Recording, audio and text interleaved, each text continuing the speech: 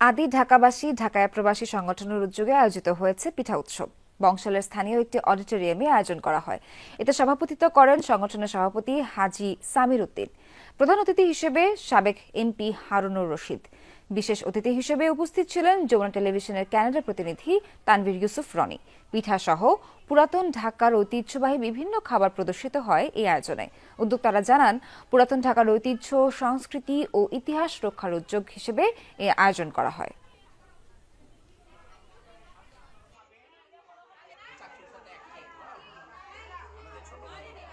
আমরা পুরান ঢাকার আদি বাসিন্দা ঢাকাইয়া। আমরা আমাদের ঐতিহ্যর সবকিছু রক্ষা করার জন্য চেষ্টা করে আসছি দীর্ঘদিন যাবৎ। আমি এখানে এসেছি, আমার এখানে এসে অনেক ভালো লাগছে। এজ এ নিউ জেনারেশন আমি এখানে অনেক ডিফারেন্ট টাইপ অফ পিঠা দেখতে পাচ্ছি। এজ এ ঢাকাইয়া আমার খুবই ভালো লাগছে এগুলো সব দেখে।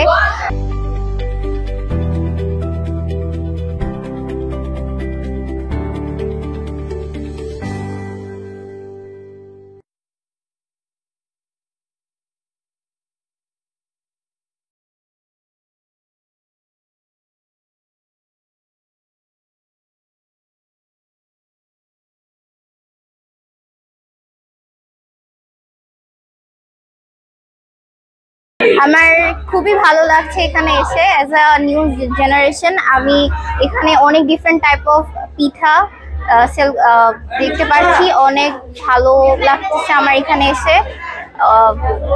আর